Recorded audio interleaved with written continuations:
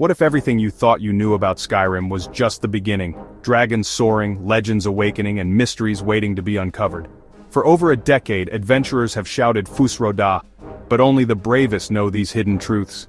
Get ready for 10 rare, mind-blowing Skyrim facts even the most hardcore Dragonborn might have missed. Keep score, test your knowledge, and let me know in the comments how many you already knew. Ready? The countdown begins now. Let's start with a legendary crossover, a delightful secret hidden within the vast world of Skyrim. These little nods to other games and franchises are what make exploring these worlds so rewarding. It's like the developers are speaking directly to us, the players, sharing a knowing wink. I'm talking about the Notched Pickaxe, a unique item with a very special origin. This pickaxe is named after Marcus Notch Persson, the brilliant creator of Minecraft, the game that took the world by storm. It's a subtle yet unmistakable tribute to his creation. And where can you find this blocky treasure? This Easter egg is cleverly hidden atop Skyrim's highest peak, the Throat of the World, a location that already feels mythical and awe-inspiring. After reaching the summit, braving the harsh winds and the treacherous climb, your quest isn't quite over. You need to scale the very tip, that final precarious point to find the notched pickaxe embedded in the rock. It's almost as if the mountain itself is guarding this secret. But this pickaxe isn't just for show, it's not just a pretty collectible to admire in your inventory. Oh no, it actually boosts your smithing skill, making you a more proficient blacksmith. And in combat, it deals shock damage, adding a surprising jolt to your attacks. This clever nod is more than just a simple tribute. It's a testament to the power of collaboration and mutual respect in the gaming industry. It's a symbol of the camaraderie between Bethesda and Mojang, two giants in the world of gaming.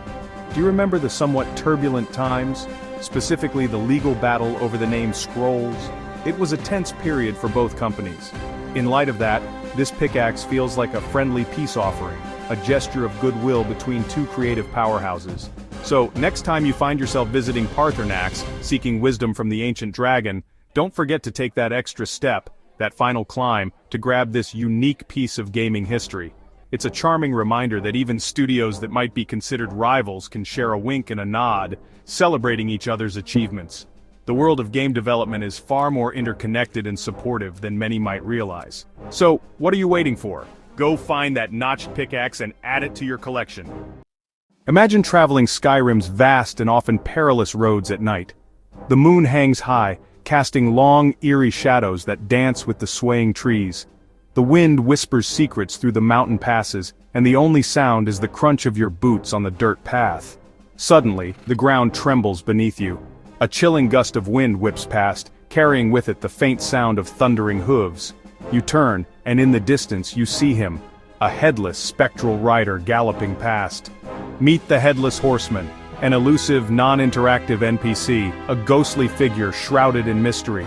He is one of Skyrim's most enduring enigmas, a fleeting glimpse into the province's haunted past. He only appears between the late hours of 10 p.m. and the early morning at 4 a.m., when the veil between worlds is at its thinnest.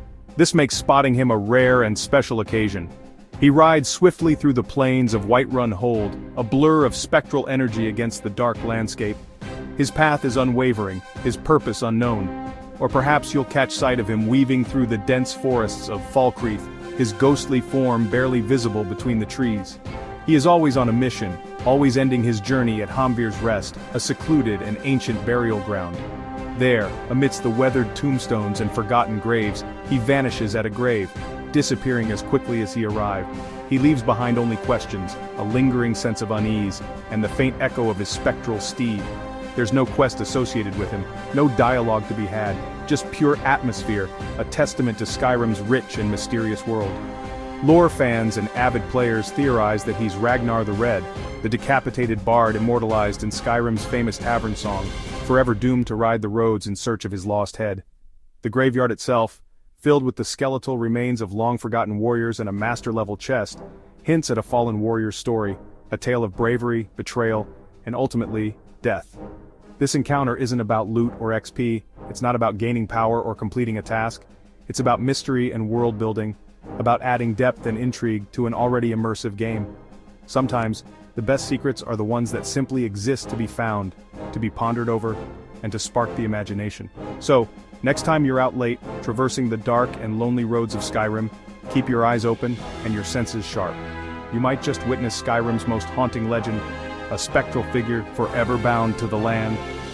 Not every secret needs a reward, not every mystery needs a solution. Some are just there to make the world feel alive, to remind you that there's always something new to discover, even in the most familiar of places. In the vast and untamed wilderness of Skyrim, giants roam the land, often accompanied by their loyal mammoths. These colossal beings appear peaceful from a distance, seemingly content in their simple existence. But beware, their tranquility is easily shattered. Venture too close and you might find yourself on the receiving end of their immense strength. A single swing of their club can change your perspective in an instant. Suddenly, without warning, you're airborne, launched into the heavens by an unexpected force. This isn't magic, nor is it a dragon's roar. It's the infamous Skyrim space program bug. This peculiar glitch launched unsuspecting players sky high, defying the laws of physics and sending them on an unforgettable journey. All it took was a single well-aimed swing from a giant's club, and you were on your way to the stratosphere. Instead of experiencing a normal, grounded death, like any other enemy encounter, something extraordinary happened. Your character would rocket into the stratosphere, propelled by an unseen force, leaving the familiar world behind. You'd find yourself tumbling uncontrollably over Whiterun, the bustling city a mere speck below, soaring higher and higher and beyond the boundaries of the game itself, or so it seemed. The developers at Bethesda, upon witnessing this hilarious phenomenon, found it so amusing, so utterly unexpected, they made the conscious decision to leave it in as a feature rather than fix it as a bug. A testament to their quirky sense of humor. It quickly became a rite of passage for any true Skyrim adventurer, a badge of honor earned through unintentional flight. The question arose, if you haven't been launched into the stratosphere by a giant's club, have you really experienced all that Skyrim has to offer? Even after numerous patches and updates, giants can still send you flying, proving that some bugs are simply too good to fix. Though perhaps not quite as far as the original glitch allowed, the spirit of the Skyrim space program lives on. This bug-turned feature is a perfect example of Bethesda embracing the unpredictable and often hilarious chaos that can arise in open-world games. It's a community legend, a shared experience that binds players together in laughter and disbelief.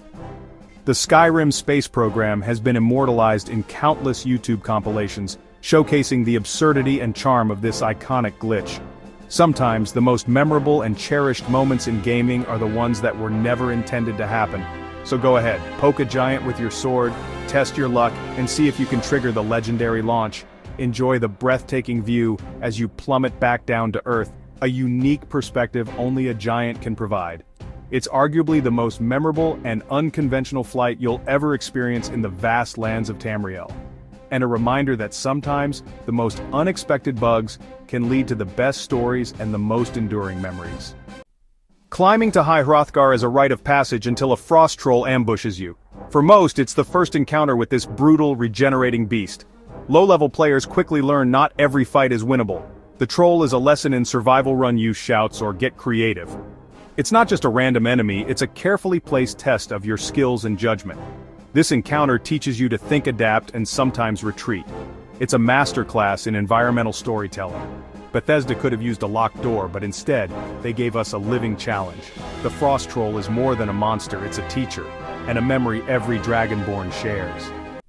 Not all dogs in Skyrim are ordinary. Meet Barbas, the talking immortal canine. He finds you near Falkreath, kicking off the quest, a Daedra's best friend. Barbas is the companion of Clavicus Vile, the Daedric Prince of Bargains. He's chatty, unkillable, and surprisingly helpful in combat. The quest ends with a choice. Keep the rueful axe or spare Barbas for the mask of Clavicus Vile. It's a classic Daedric dilemma, greed or loyalty. In Skyrim, always talk to the animals, you never know who's a demigod in disguise. Skyrim's wise dragon Paarthurnax is voiced by none other than Charles Martinet. Yes, the same actor who voices Mario, from It's-a-Me to Ancient Dragon Wisdom. Martinet's range is incredible. Once you know, you can't unhear it. Listen closely for a hint of Mario beneath the gravelly dragon voice. It's one of gaming's best-kept secrets. Voice actors often go unrecognized, but their work brings worlds to life. Next time you're atop the throat of the world, remember, you're talking to Mario himself. The fate of a dragon and a plumber rests in your hands. Think you've conquered Skyrim? Meet the Ebony Warrior. At level 80, he appears in a city, seeking a worthy opponent for his final battle. He's the game's true final boss, fully decked in enchanted ebony armor, wielding powerful shouts and magic. The duel takes place at the last vigil, a remote, epic setting. The ebony warrior resists fire, frost, and shock, heals himself and reflects damage. No trash talk, just a test of everything you've learned. Defeating him is the ultimate badge of honor. Loot his armor and claim your place as Skyrim's champion. This fight is Bethesda's gift to the most dedicated players. It's a fitting end to your Dragonborn journey. Are you worthy of Sovngarde? Only one way to find out. In Skyrim, children are completely invincible. Swing your warhammer or shout at them, nothing happens. Why? It's all about game ratings and censorship. Allowing harm to children would have earned Skyrim an adults-only rating, limiting sales. So, Bethesda made kids untouchable. A practical, if immersion-breaking choice. This led to some of the most annoying NPCs being totally immune to player wrath. Modders fixed this, but in vanilla Skyrim, kids are off limits. There's no lore reason, just a gameplay rule. It's a fascinating example of real-world rules shaping fantasy worlds. Sometimes the safest people in Tamriel are the smallest. Every game has a dev room. Skyrim's is called QASMoke. PC players can access it with the console command cock QASMoke. Inside you'll find every item, weapon, and crafting station in the game. It's a hoarder's paradise and a developer's testing ground. But beware. Taking quest items can break your game. To leave, use Cock Whiterun or another location. QASMoke is a peek behind the curtain. A powerful tool, but risky. Enter at your own peril. Let's end with a classic Skyrim meme, the cheese wheel avalanche.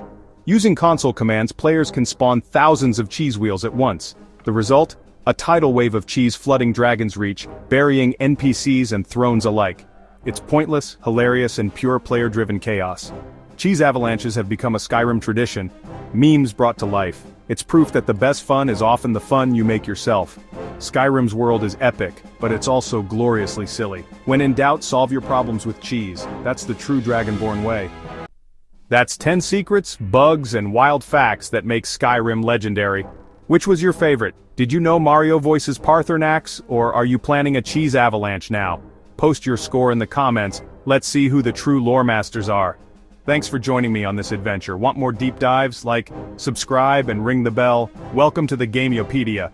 Until next time, keep exploring, keep questioning, and keep gaming. See you in Tamriel.